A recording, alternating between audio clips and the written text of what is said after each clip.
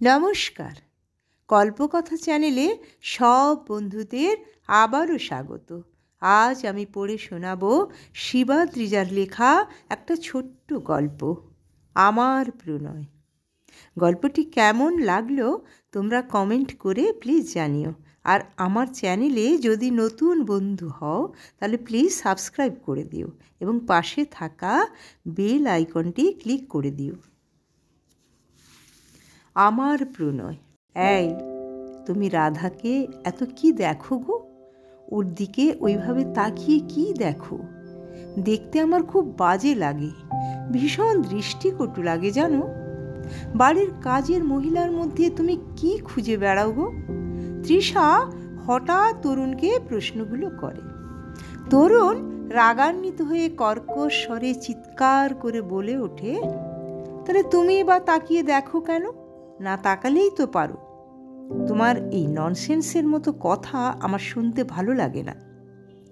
তৃষা একটু নরম স্বরে বলে, এই রকম তুমি বলছো কেন? আমার যেন মনে হয় তোমরা দুজনে চোখে চোখে ইঙ্গিতে কথা বলো। আমার মনে হয়েছে তাই বললাম। তরুণ কোনো উত্তর না দিয়ে কথাটা অ্যাভয়েড করে চলে যায়। আমি তৃষা সরকার, একটা সরকারি অফিসে চাকরি করি। আমার চাকরি এখনো প্রায় বছর 4 আছে।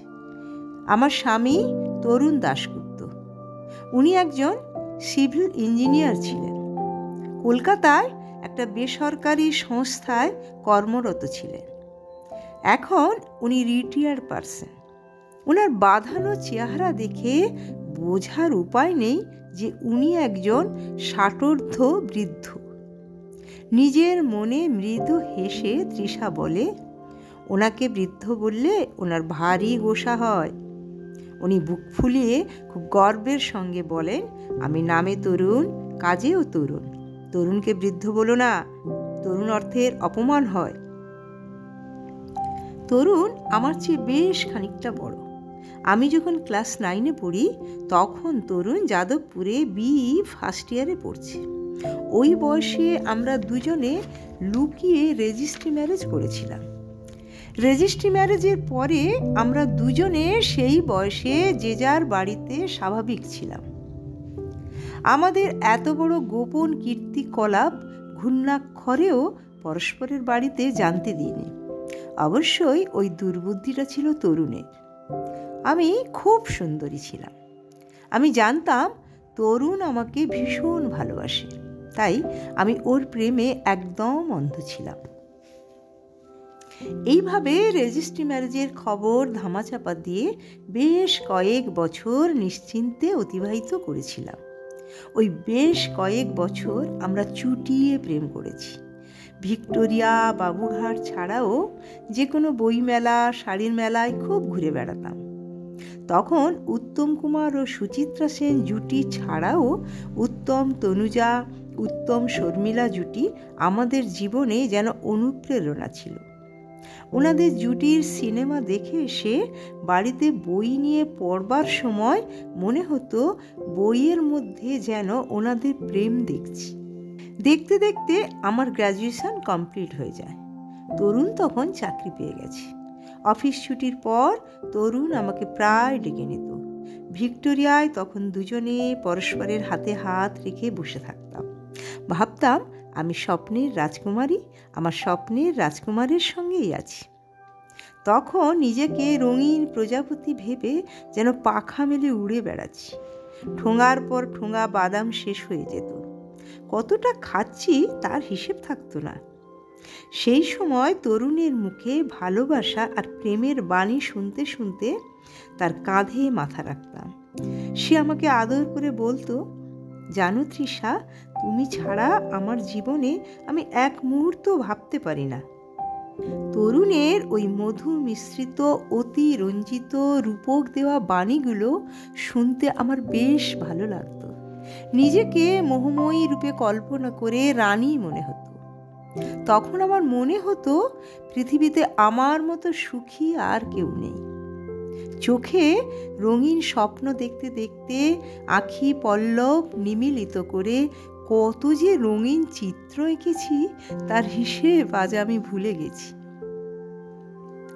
তখন রঙিন চশমা পরে সারা পৃথিবীকে আমি অবলোকন করেছি। তারপর কিছুদিন পর আমার চাকরি হয়। চাকরি পাওয়ার পর আমরা দুজনে দুই বাড়িতে জানিয়ে দিই। রেজিস্ট্রির খবরটা আর আমাদের গোপন রাখতে ইচ্ছে করল না। বাড়িতে জানিয়ে দেওয়ার পর সামাজিকভাবে অনুষ্ঠান করে আমাদের বিয়েটা হয়। বিয়ের পরে শ্বশুর বাড়িতে অন্য এক জটিলতা দেখা দিল। তরুণ তার বাড়িতে ঠিক মতো প্রকাশ করেনি যে আমরা আদার কাস্ট। বিয়ের পরে দেখলাম তরুণের মা, বোন এবং আত্মীয় স্বজনদের মধ্যে একটা চাপা গুঞ্জন চলছে। আমার কিন্তু বুঝতে কোনো অসুবিধে হচ্ছে না। ওরা আমাদের ফ্যামিলি নিয়ে গসিপ করে যাচ্ছে। আমার শ্বশুর বাড়ি ছিল উঁচু কাস্টের। শ্বশুর বাড়িতে অনুষ্ঠানের মধ্যে 3-4 দিন ধরে আত্মীয়রা থাকলেও গুঞ্জনের মধ্যে আমার সৌন্দর্যতা ওদের কাছে বেশ প্রশংসনীয় হয়ে উঠেছিল। ভালো লাগা এবং খারাপ লাগা মিলিয়ে বিয়ের পর্ব আমার জীবনে সারা হলো। কদিনের মধ্যে ননদদের ফ্যামিলি ছাড়া আর সব আত্মীয়দের উপস্থিতি হালকা হতে লাগলো। এরপর অষ্টমঙ্গলায় আমি আর তরুণ জোরে আমার মায়ের বাড়িতে গেলাম।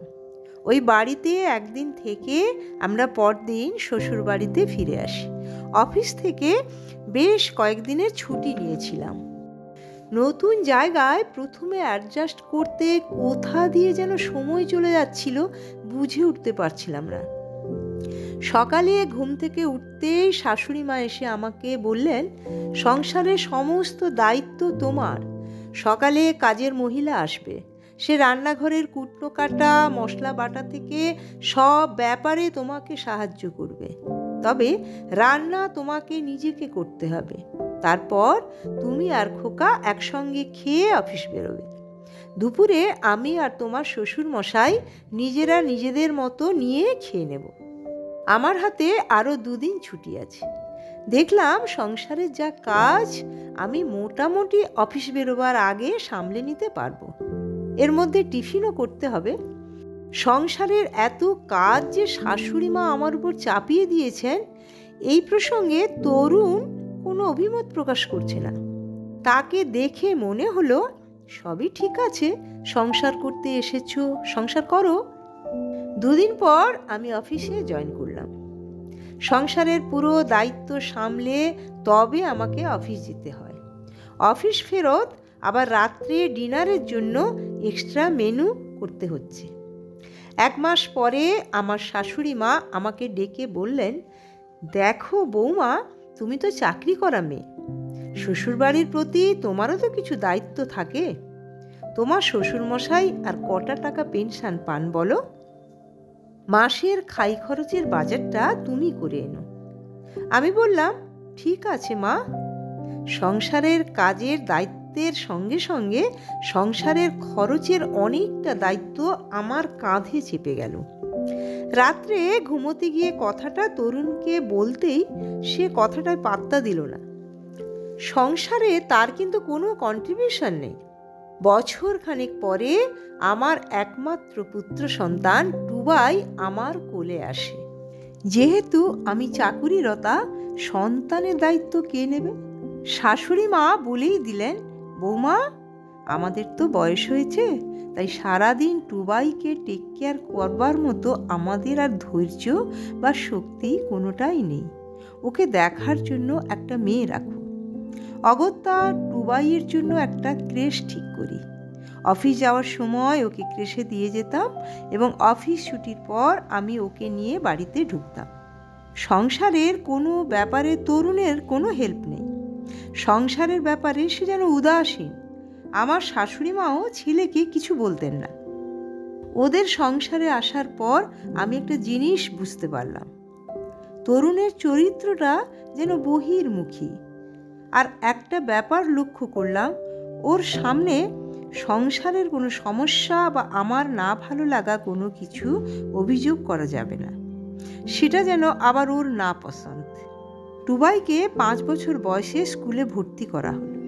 সে দায়িত্বটাও আমার। প্রতিদিন স্কুলে আমি পৌঁছে দিতাম। দুপুরে স্কুল থেকে নিয়ে আসার জন্য একটা রিক্সা ঠিক করে দিই। সে স্কুল ছুটির পর টুবাইকে বাড়িতে পৌঁছে দিয়ে যেত।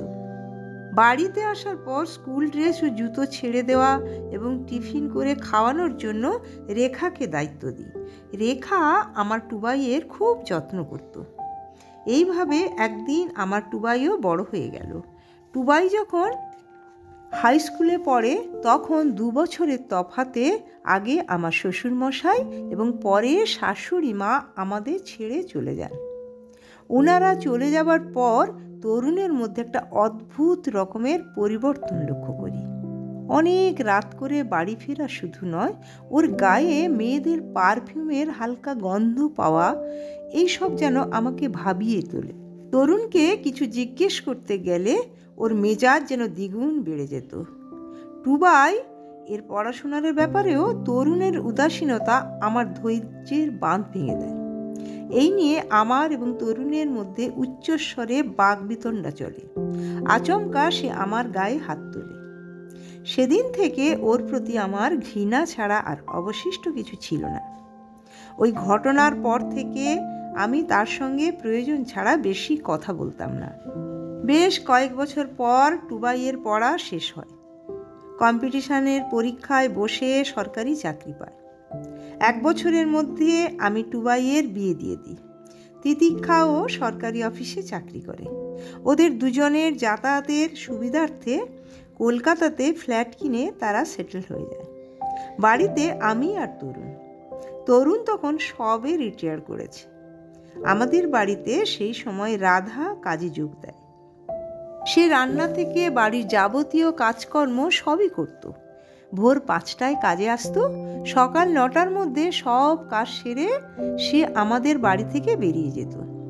রাধা কাজ করে বেরিয়ে যাওয়ার পর আমিও অফিসে বেরিয়ে যেতাম। রাধার বয়স প্রায় 35 থেকে 40 বছরের মধ্যে। রাধা কিন্তু বিধবা। তার একটা বড় ছেলে আছে। আমাদের বাড়ি থেকে একটু দূরে তার বাড়ি। আমি লক্ষ্য করতাম রাধা যতক্ষণ পর্যন্ত কাজ করত ততক্ষণ পর্যন্ত তরুণ স্থির হয়ে বসে থাকতো না। রাধা আর আমার চারপাশে সে অশ্লীল দৃষ্টিভঙ্গিতে ঘুরে বেড়াতো। আমি বুঝতে পারতাম সে রাধার দৃষ্টি আকর্ষণের চেষ্টা করছে। তবুও কোথাও আমার ভরসা ছিল যে তরুণ নিশ্চয়ই এমন কোনো কাজ করবে না যেটা আমাকে জীবনের সবচেয়ে কঠিনতম আঘাত দেবে। বেশ কয়েক মাস পরে একদিন অফিস থেকে ফিরে দেখি একখানা চিঠি লিখে তরুণ বাড়ি ছেড়েছে। চিঠিতে লেখা, আমি রাধাকে নিয়ে চলে যাচ্ছি, আমার খোঁজ করো না। ভেবেছি আমার ফ্ল্যাটে গিয়ে আমরা উঠব। চিঠিটি পড়ে আমার মাথা ঘুরে যায়। কিছুদিন আগে কলকাতার আশেপাশে শহরতলিতে তরুণ একটা ফ্ল্যাট কিনেছিল। সে আমাকে বুঝিয়েছিল, জানো তৃষা, রিটায়ার করার পর যেহেতু এককালীন টাকাটা পেয়েছি, কোথাও ইনভেস্ট করে রাখি।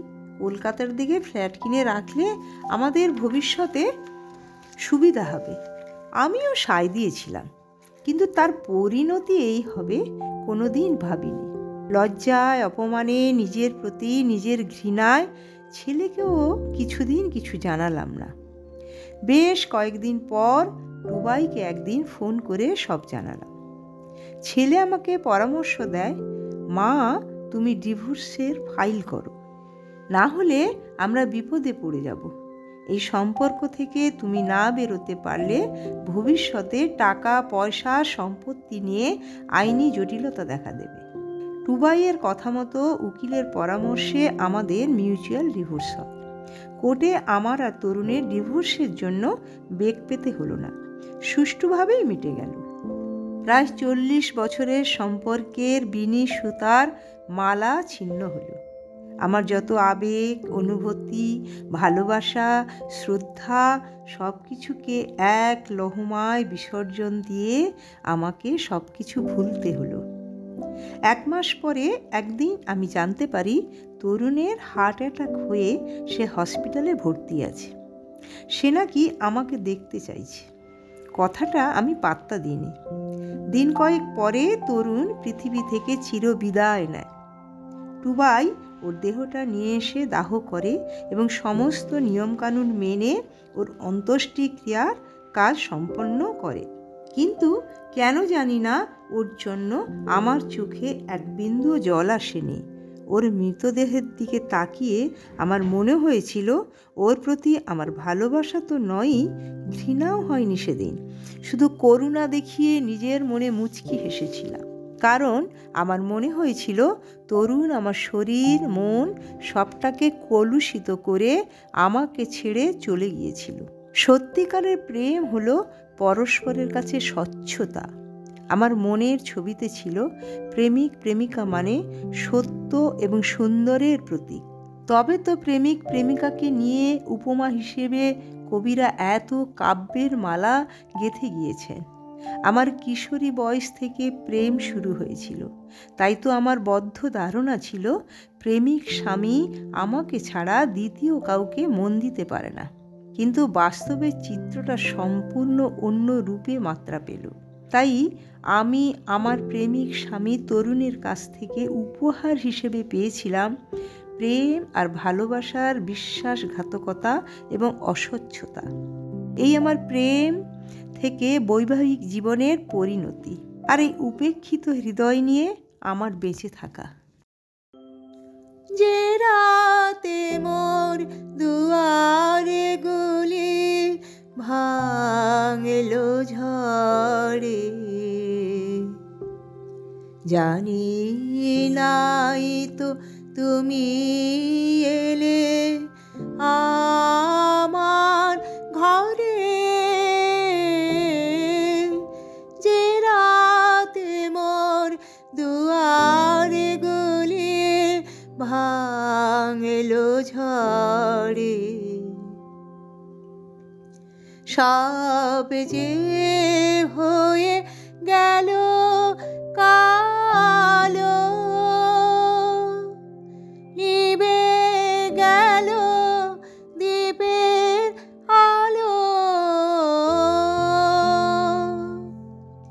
সব যে হয়ে গেল কালো,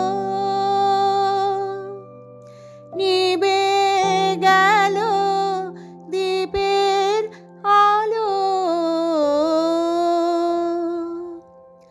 আকাশ পানে হাত বাড়ালে কাহার তরে,